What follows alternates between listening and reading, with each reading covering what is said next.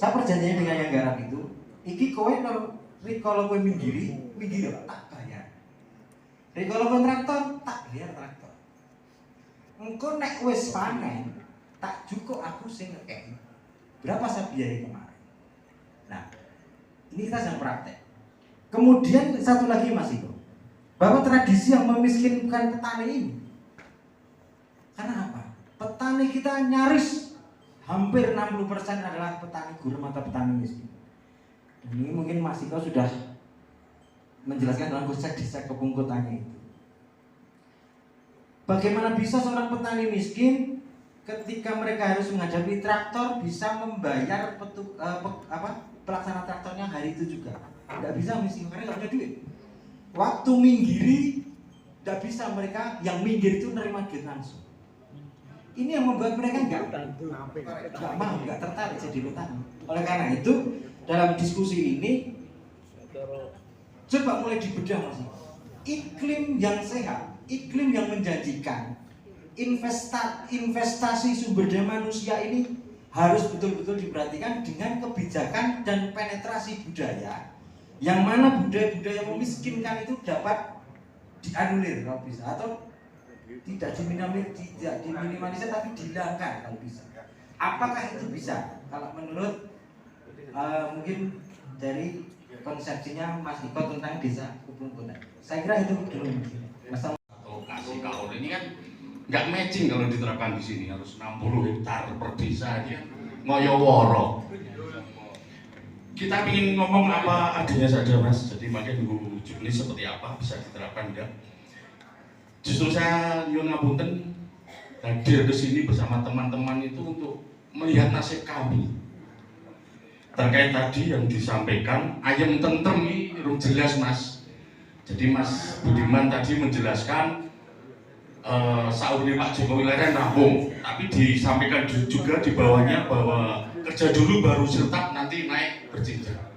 Ini sudah 4 tahun Mas nyuwun ngapunten, dari 2009 dengan PP 11-nya itu belum pernah naik 2.222.000.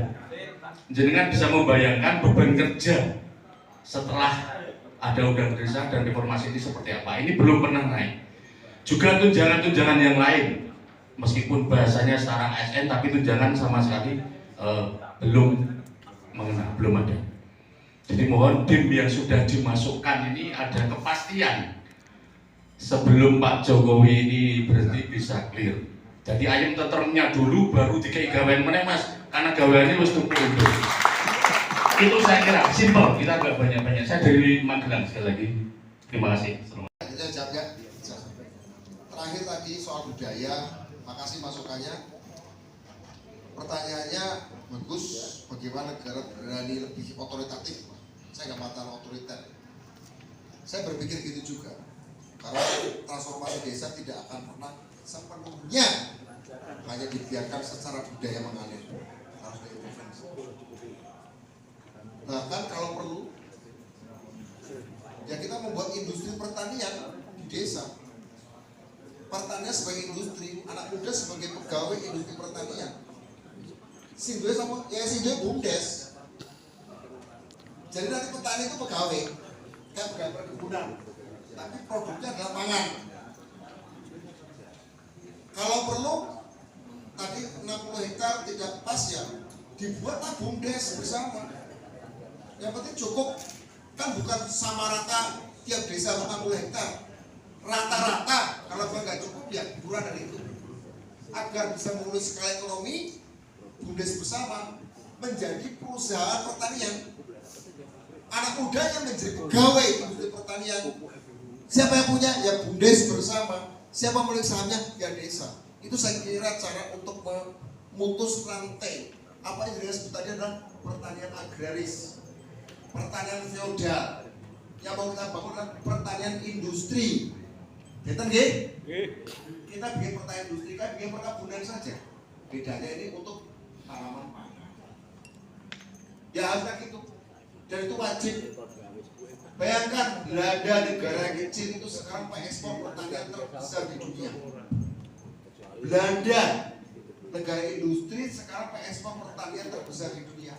Indonesia negara Islam petani, malah berarti masalah tata niaga dan tata kelola. Artinya Bapak Ibu, saya perjuangkan setelah jenengan. Tapi saya itu perjuangkan masa depan Indonesia adalah desa. Anda harus meyakinkan kepala desanya. Anda harus meyakinkan para peserta musyawarah desa. Tugas kita adalah membangun industri pertanian, bikin PT pertanian. Anak muda supaya jadi pegawai profesional di pertanian, digaji.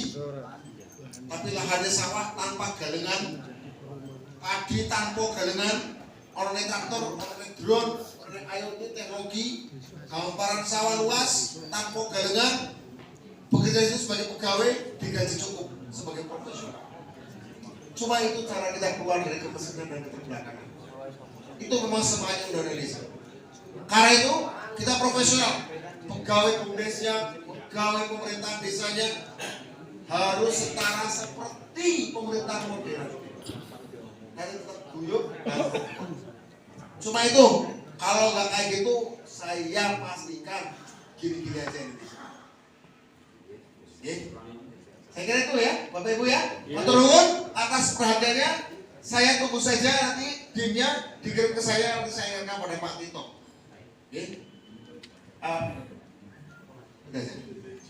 Assalamualaikum warahmatullahi wabarakatuh. Dan kita beri aplaus untuk beliau.